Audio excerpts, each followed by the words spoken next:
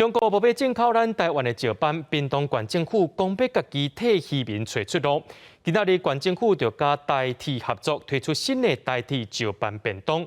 不过进前批评农委会拢无伫咧规划，县长潘明安即马态度也落软啊，表示进前中央冷冻政策也未讲清楚，经过双方沟通，地方会配合中央做伙来推广台湾的石斑。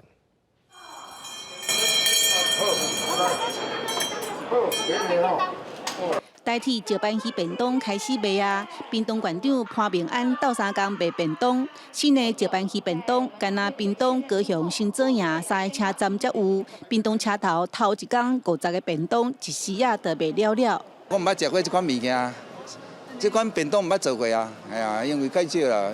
哎呀，无买着啊。都无菜啊。对，明天再来。 民众真捧场，因为这鱼排拢是屏东的冷冻石斑。屏东县府甲台铁合作，甲高级食材冷冻石斑正做便当菜，开拓内销市场。原底销去中国的台湾石斑，屏东产量占1半以上。潘明安25捌批评农委会，不管是冷冻也是推销，拢无作为。即马潘明安落软啊。沟通细节上有很多不足的地方，经过沟通。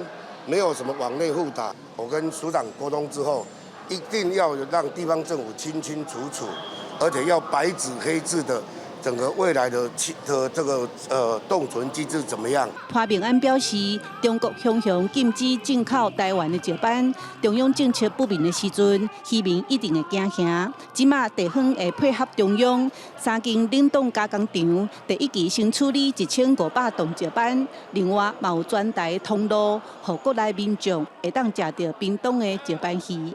记者邓亚文、罗维泽，屏东报道。